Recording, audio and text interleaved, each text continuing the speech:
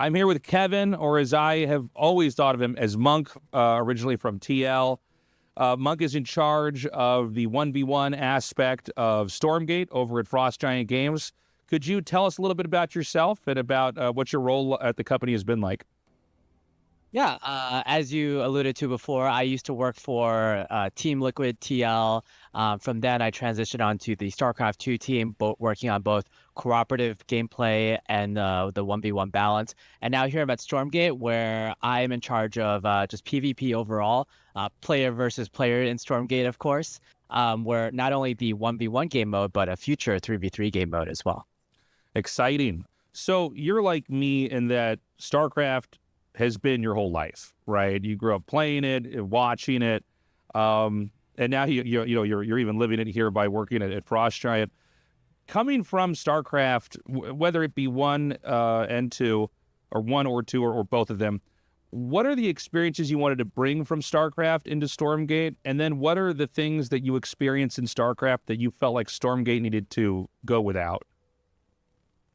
Yeah, what I personally am attached to with RTS and why I've loved RTS all my life is the ability um, to kind of just optimize the game and learn the game and just figure out, oh, I lost to this strategy. What can I do better in the next strategy in the next game to kind of overcome that, or how can I make this a little bit more efficient?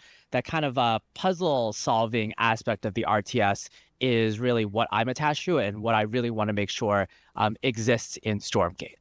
On the other hand, some things that I think we can maybe go without or maybe lessen the impact of is one thing we tried to do in Stormgate was we tried to make the time to kill a little bit slightly longer than a traditional StarCraft game, so that players can actually micro, they can play the game without feeling that they didn't look at the screen for a single second and then maybe a disruptor shot or hits your entire army and you just instantly lose the game. So we have purposely slightly increased the time to kill, not that much from a traditional StarCraft game, but it makes sure that players are able to breathe in the moments while we still want to retain like the big explosive moments in the game. Like there'll still be abilities that do a ton of damage, for instance, and there'll still be certain units that are tailored to maybe more of a damage role rather than a tanky role.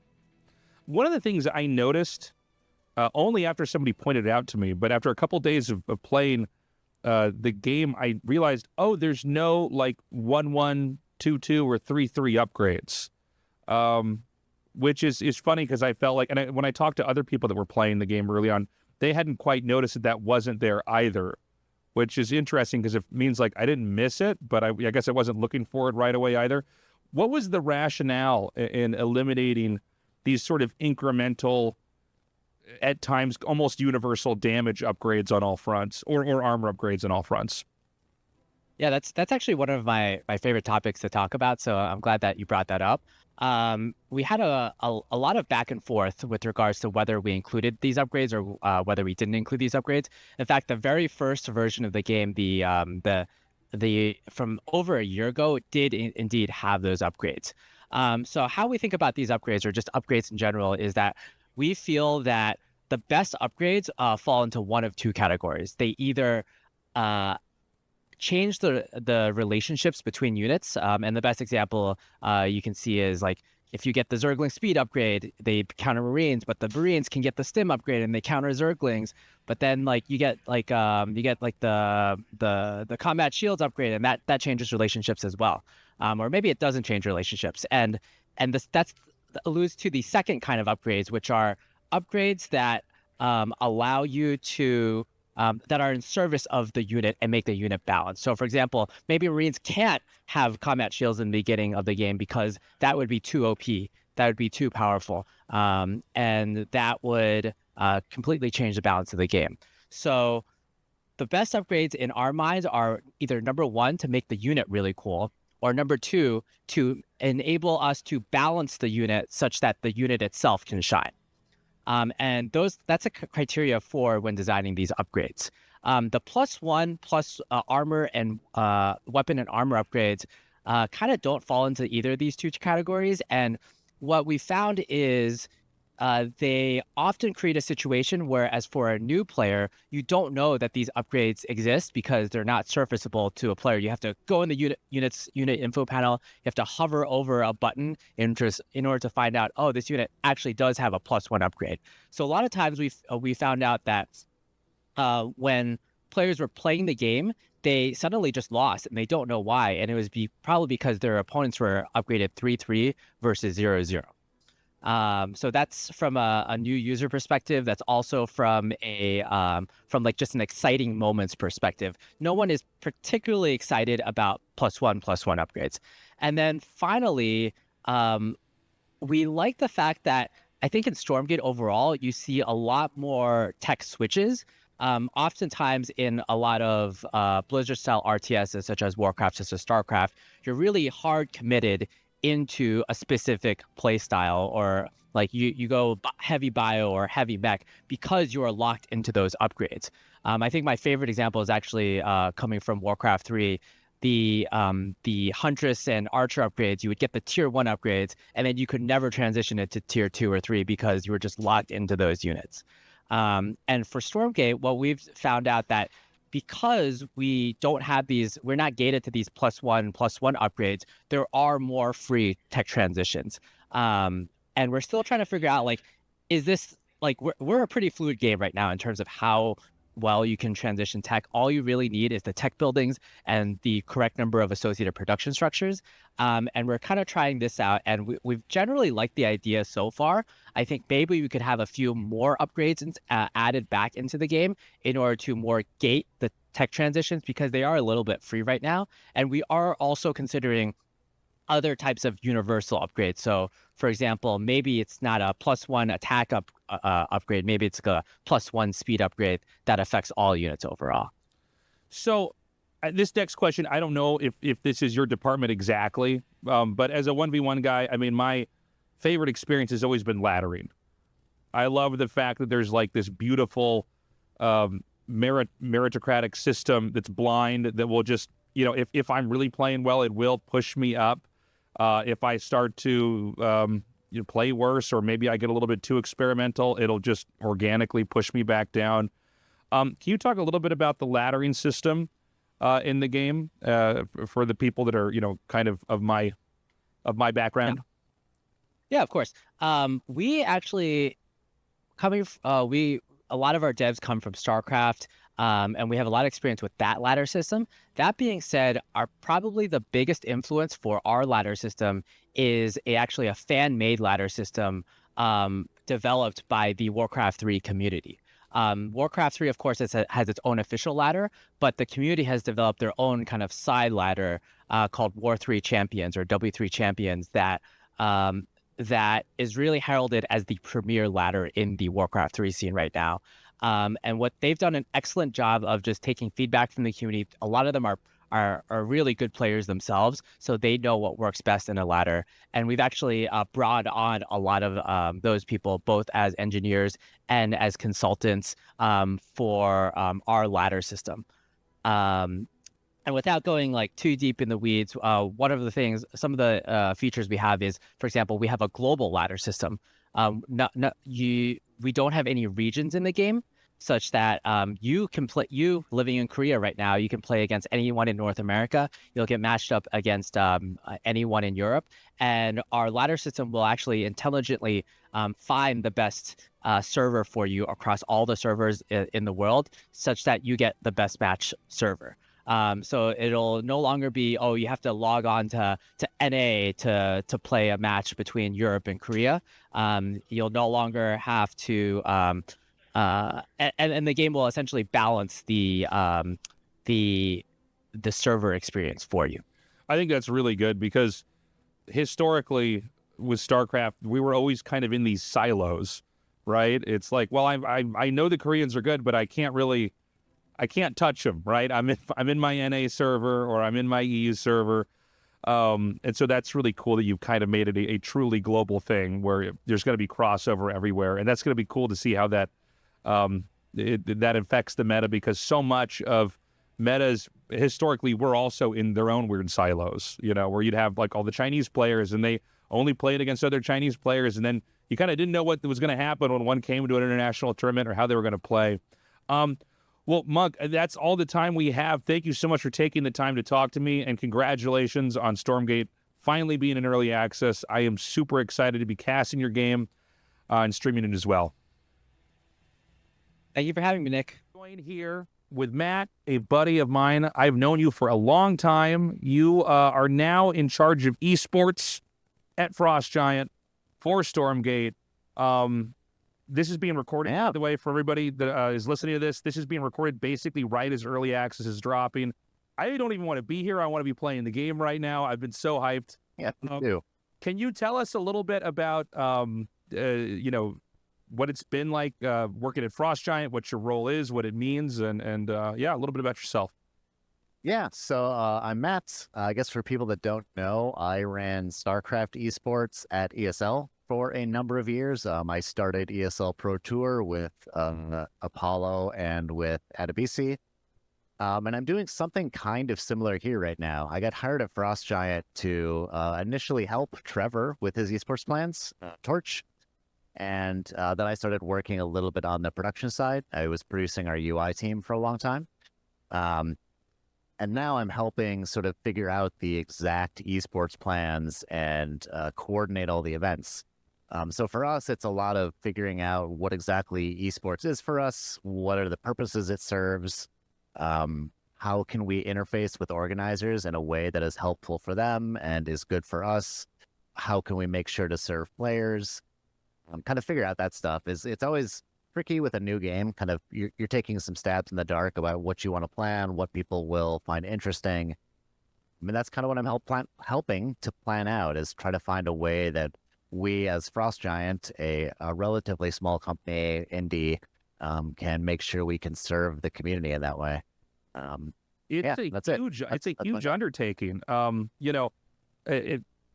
Having any kind of esports that is going to be supported by the publisher is really tough to do because, it's one thing to make a game and then have a live service where, it's people are competing and you have anti-hacks and all that stuff going on the whole time. But it's a whole other thing to have these live events going on all over the world and people trying to compete and make a living off of it. So, how does a company, especially with their first game, how does a company like Frost Giant try to manage that?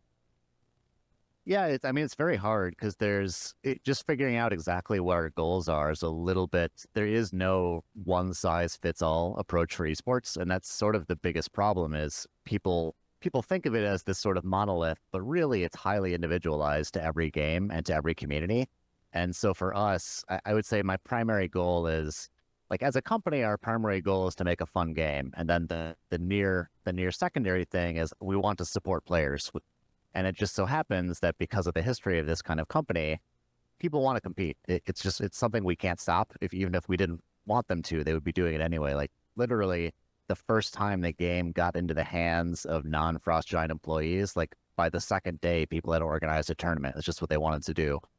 So primarily, I would say our first goal is just answering the question of how can we support those people? How can we let them compete? How can we let people that want to set up competitions do that?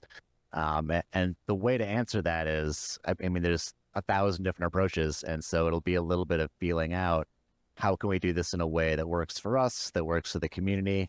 One of the big things on my mind in general is that esports is highly community defined. You really want the community to kind of figure out how they want to compete, how they want to engage with it. And I don't want to direct that from my side. I don't want to tell people this is how you will. I'd rather they sort of experiment and figure out as a group, this is what we think feels right, and then we can support that. So that's sort of my main goal is we'd like to support players that want to do things, and we just want to see what they find most fun and then find a way we can empower them to do that. That's the main thing. It does seem like, we've seen a lot of different models from different publishers for various titles. We've seen stuff like with Riot Games where they're extremely hands-on in that whole process. We've seen, and that's been very successful. We've seen successful models like CSGO where Valve is extremely hands-off. Do you feel like you're somewhere in the middle of that?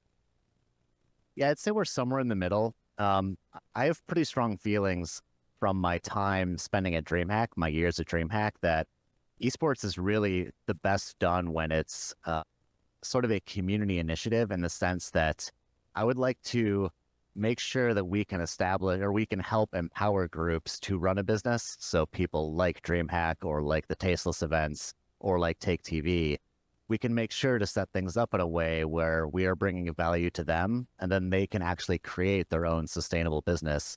And I think from there, a lot of it, the pieces sort of fall in place if you can fit those puzzles together.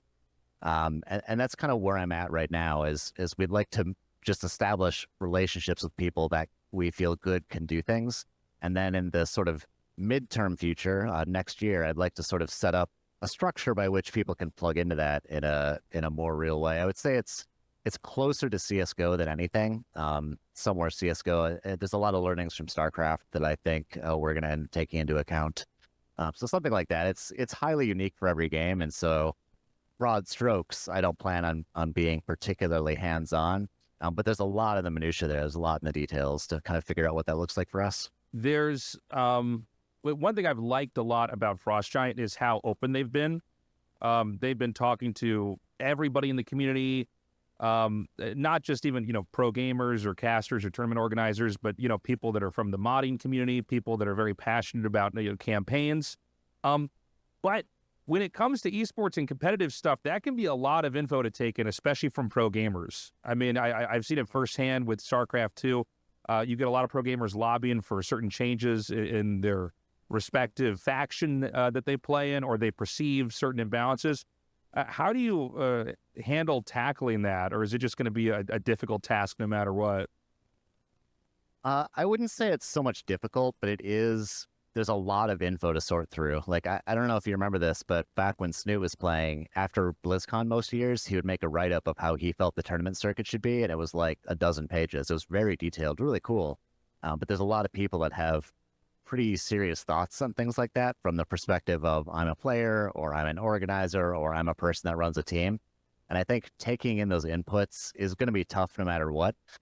But I would say having been around I've been doing this for 15, 16 years at this point. There's a lot of trends that you tend to see where people have, I'm looking to accomplish this goal, and this is how I think the developer can help me accomplish it. And in some cases, that's very easy to do. And in some cases, what they're asking for conflicts with our goals. I wish I had a good example. I'm just sort of talking generally. But in general, I think it's a lot of, I just want to be listening and taking in feedback. And I also want to give people the freedom to experiment, to kind of figure out, okay, we're going to try this thing that's maybe a little bit more speculative, and we're going to see if it's fun, see if it's interesting, stuff like that. So that's kind of my plan, is we'd like to take in a lot of information, and I would also like to build in the freedom to actually try some experiments over the next 6, 8, 10 months, so we can kind of see what do we think is right at this moment for this game, and answer the question that way. Looking back at StarCraft 2, I mean, it's had this incredible run. It's been 13 years. And if you look at, StarCraft 1, that's about a quarter of a century now, which feels really weird to say, but it is true. Insane, right? Crazy. Yeah. And so, I mean, it's a real testament to, what great games both the StarCrafts are. And they both have had various different functional, some, I guess, more than others, tournament structures. Is there anything that you learned from StarCraft 1 or 2 that you want to try to avoid as far as esports goes going into, the future of Stormgate? I don't know about things I necessarily want to strictly avoid. I would say in general, one of the learnings I have is that variety is good in tournament circuits. So you don't want like a tournament once a month that is the exact same. Like if you think back to the mid 2000s of like the way the Caspis circuit was set up is you had 2 individual leagues and then a pro league, and the pro league changed formats once a year. It had sections where it changed the formats. And so in a given week, there was different kinds of competition, and at a given point of the year, there were different kinds of competition. And I think that's sort of where you want to be. You want some stuff that is more serious, like a more serious, this is a world championship, and what matters the most is naming the best player. And you also want some stuff that is, the trophy has a lot of prestige, but maybe it's also an entertaining show. Like the Tasteless Land, for example, is a really good example of, it's good to have both sides of that spectrum, or both ends of that. And I think in general, as a fan, I just want to see people compete in different kinds of things. Sometimes I want something serious, and sometimes I want something that's a little more fun. And striking that balance is a little bit tricky, but I think the big thing I want to avoid is falling into a trap of, okay, once a month, exactly these things happen on exactly these dates, and it's always the same. It becomes a little bit less interesting in that way. And at the end of the day, esports is a little bit fun. It's a little bit silly.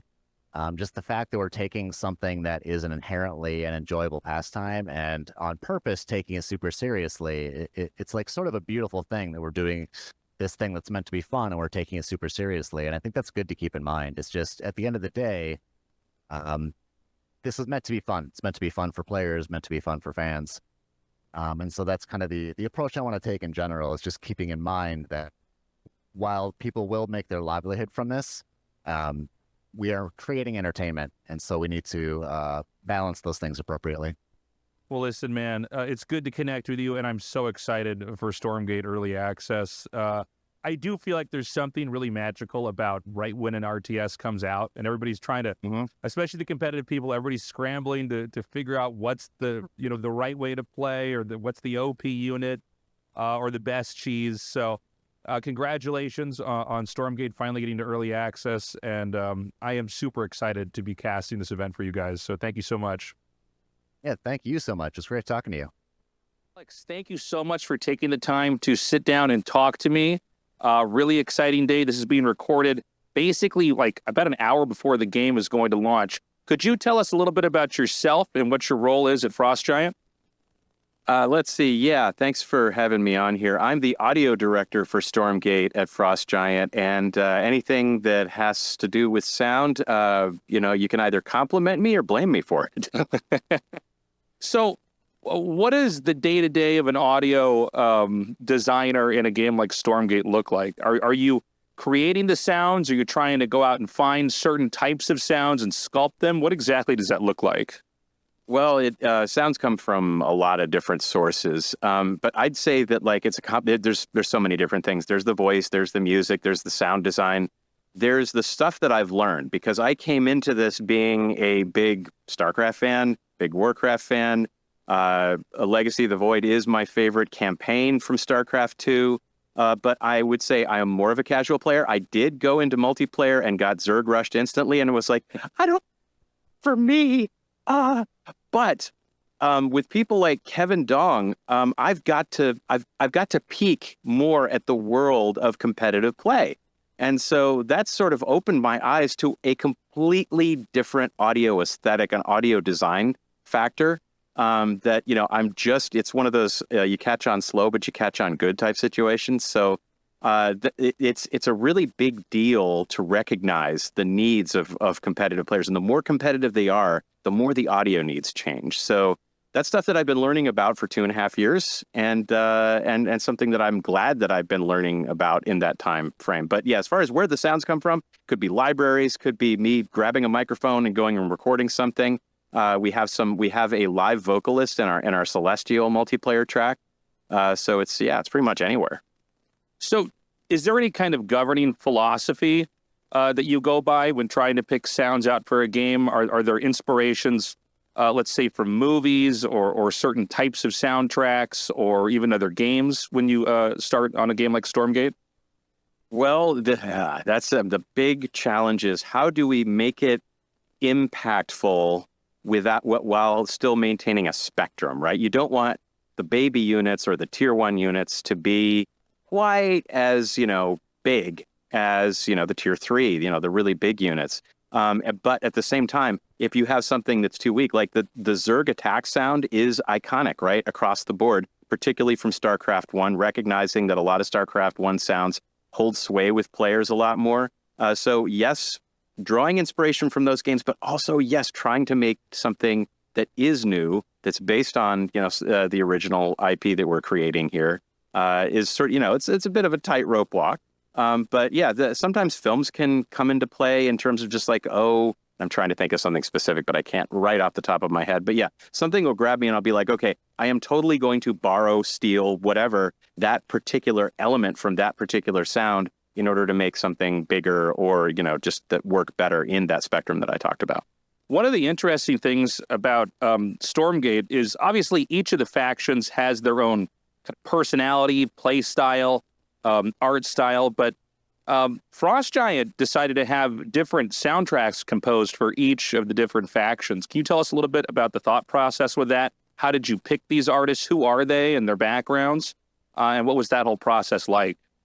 Yeah, well, so I mean, I being a composer myself, I put some stuff in there, Russell Brower style, I guess you could call it. But yeah, as far as like giving unique personality to the different factions musically, I started talking with Jason Hayes. I started talking with Tracy Bush, who is our Vanguard composer. And I started talking with Glenn Stafford, who also did some music for StarCraft and was, big with Blizzard for many, many years. So all of them were, I've had chats with, would love to be able to work with all of them. At the same, Tracy was available and came on board, and Frank Klepacki was immediately singled out for Infernals just because of his heavy style with the Command & Conquer series.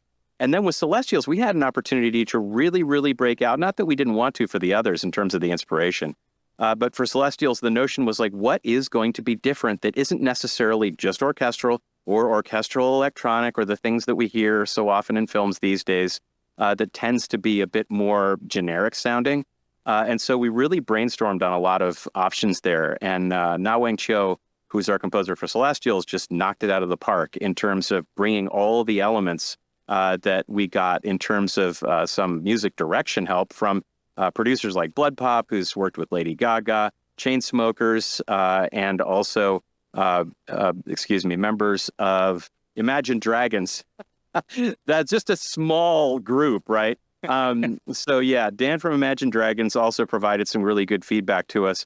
And they were all very influential in terms of, yes, we need different things. Like there's so much of the same that we see in film and games. Here's some ideas. And I was just like, oh my gosh, thank you. That's inspirational. It really helps. And that's what formed the basis for how we got it. That's so crazy. That's so many huge names, like from very old school games to just, pop music. It's amazing the people that are into StarCraft. I never had any idea that Simu Liu was into StarCraft, had no idea that, the Imagine Dragon guys or Chainsmokers or Blood Pop for that matter. So like that blew me away. Before I let you go, was there one faction that was more fun to design sounds for, or maybe more challenging, or one that you're maybe the most satisfied with? Biggest challenge is going to be Vanguard, because that is our ground zero in terms of, okay, they're kind of like the Terran race. Infernals stepped it up a little bit because there was enough differentiation there from Zerg, but there was still some elements of Zerg influence in terms of how that went.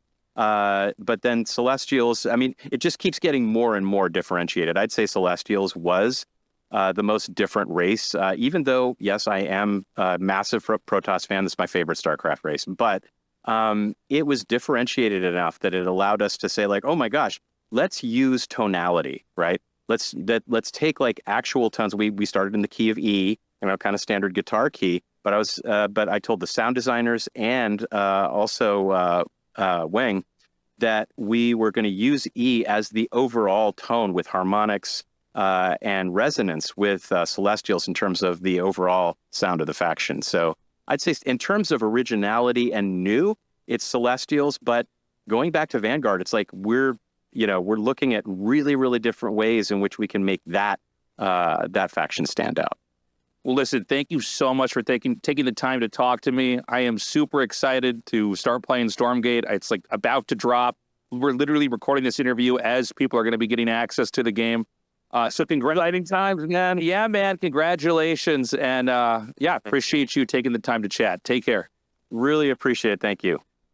For taking the time to sit down and connect with me. We're making this recording as early access is dropping here, so crazy, exciting times. I know you've worked on several different modes inside the game, but right now your focus is on co-op mode. So can you give us a brief introduction about yourself and this mode that you've been unpacking? Of course. Thank you for taking the time to do this. My name is Brett. I'm the assistant game director here at Frost Giant and leading the co-op spearhead for the co-op side of things on Stormgate. We're excited to show it to you. Today's a big day, so there's a lot of nerds running around, but good, anxious nerds. I bet. So, RTS games are sort of infamous for being very difficult to get into. And for a lot of the people, and this includes myself, growing up, playing RTS games, a lot of it was kind of this lonely journey of playing against strangers online and then having to go back and try to figure out, okay, what did I do wrong back there? How can I fix this? And so I think a co-op mode is really important because it tears down that isolation and allows people to kind of experience the game together, and not necessarily in just like a PvP thing, but in a PvP, PvE experience, which I think is essential. Can you talk a little bit about that? Absolutely.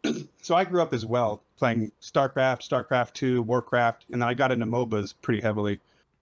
So I went from that ladder anxiety solo experience into more of I need to play with the team and work together with that. And so I think using that experience that I've had from that journey to start, what does it that look like in an RTS, right? And so we built the 3VE mode, but it's just the beginning. I think we've got a handful of maps out there. We're excited for people to come together and actually work together and not have to worry about, if I win or lose, it's against somebody else, and so I feel bad about who I am. It's more of a challenge of like, how do we as a team continue to grow as a team and be better and better?